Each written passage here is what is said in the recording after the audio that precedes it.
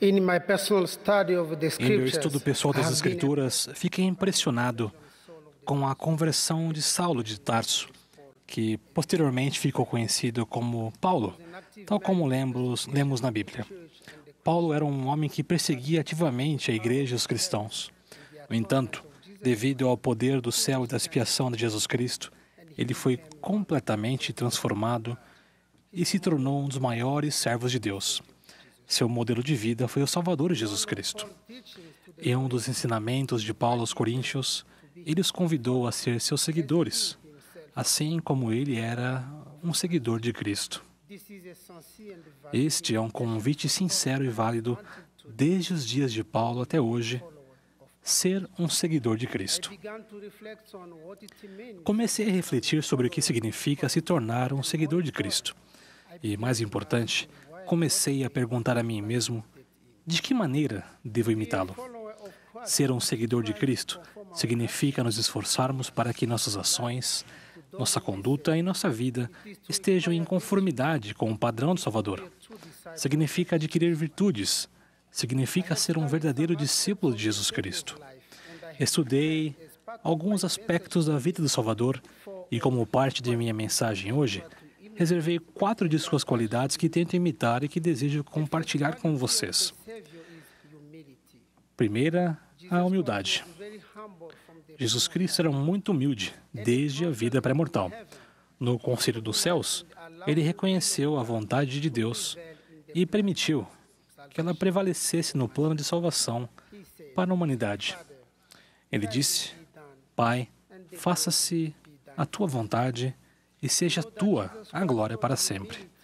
Sabemos que Jesus Cristo ensinou sobre humildade e se humilhou para glorificar seu Pai. Que vivamos em humildade, pois ela traz paz. A humildade precede a glória e traz a graça de Deus para nós.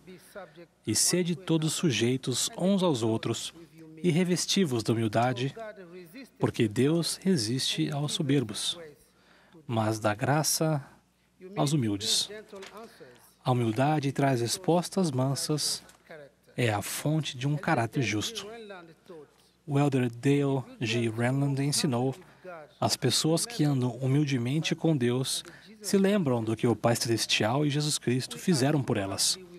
Agimos honrosamente com Deus ao andarmos humildemente com Ele. A segunda qualidade do Salvador é a coragem.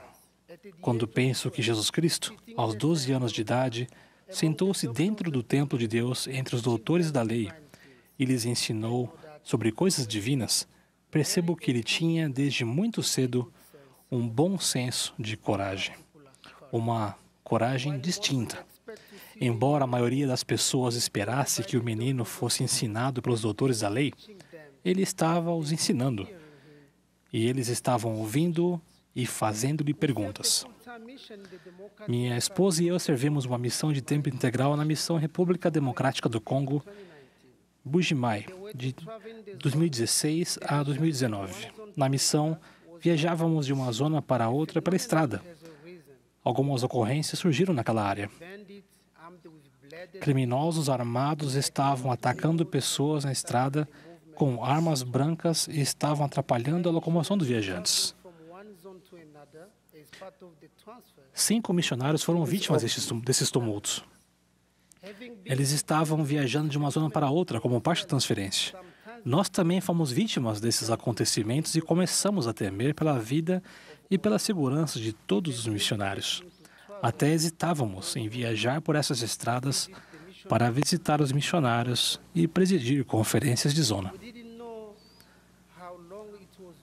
Não sabíamos quanto tempo isso iria durar.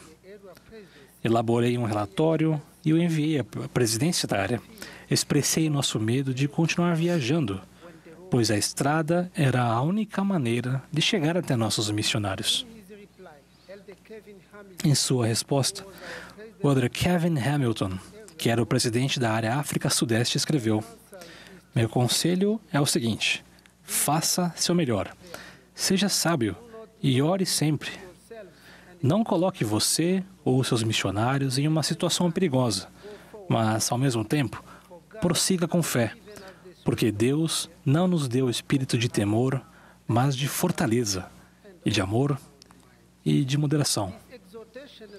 Essa exortação nos fortaleceu grandemente e permitiu que continuássemos a viajar e a servir com coragem até o final de nossa missão, porque ouvimos a orientação de nosso Pai Celestial por meio dessa Escritura. Nas Escrituras modernas, lemos as palavras inspiradoras do profeta Joseph Smith ao refletir a respeito das palavras de incentivo do Senhor para nós. Irmãos, não prosseguiremos em tão grande causa? Ide avante e não para trás. Coragem, irmãos, e avante, avante para a vitória. Que tenhamos coragem para fazer o que é certo, mesmo quando isso não for popular. Coragem para defender nossa religião e agir com fé.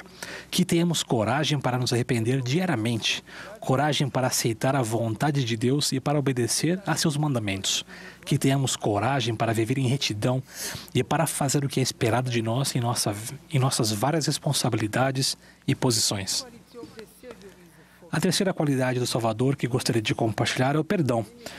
Durante seu ministério mortal, o Salvador impediu que uma mulher que havia sido apanhada em adultério fosse apedrejada. Ele ordenou a ela: vai-te e não peques mais. Essas palavras a motivaram a ir em direção ao arrependimento e, por fim, a receber perdão. Como registrado nas Escrituras, a mulher glorificou a Deus a partir daquela hora e creu no nome dele. Durante o devocional de Natal, em dezembro de 2018, nosso querido presidente Russell M. Nelson falou sobre 4 dádivas que recebemos do Salvador. Ele disse que uma dádiva que o Salvador nos oferece é a capacidade que ele tem de perdoar. Por meio de sua expiação infinita, é possível perdoar aqueles que os magoaram e que nunca aceitarão a responsabilidade pela crueldade que demonstraram a vocês.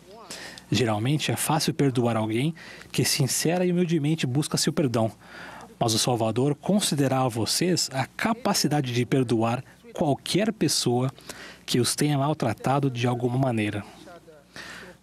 Precisamos perdoar uns aos outros com sinceridade para obter perdão do Pai. O perdão nos liberta e nos torna dignos de partilhar do sacramento todos os domingos. É exigido que perdoemos para verdadeiramente sermos discípulos de Jesus Cristo. A quarta qualidade do Salvador é o sacrifício. O sacrifício faz parte do Evangelho de Jesus Cristo. O Salvador ofereceu o sacrifício supremo de sua vida por nós para que fôssemos redimidos.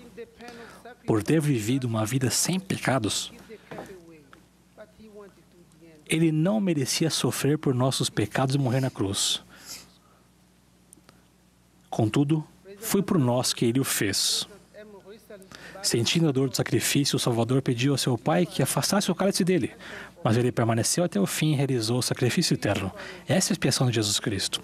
O presidente M. Russell Ballard ensinou o seguinte: o sacrifício é a demonstração de verdadeiro amor.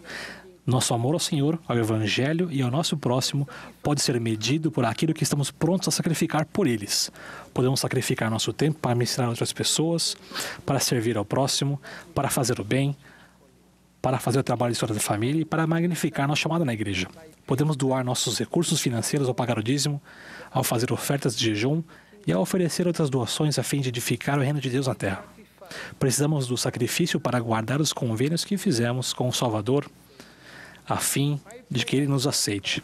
Minha oração é que, ao seguirmos a Jesus Cristo e ao invocarmos as bênçãos de sua expiação, nós nos tornemos muito mais humildes, sejamos mais corajosos, perdoemos ainda mais e sacrifiquemos mais pelo reino dele.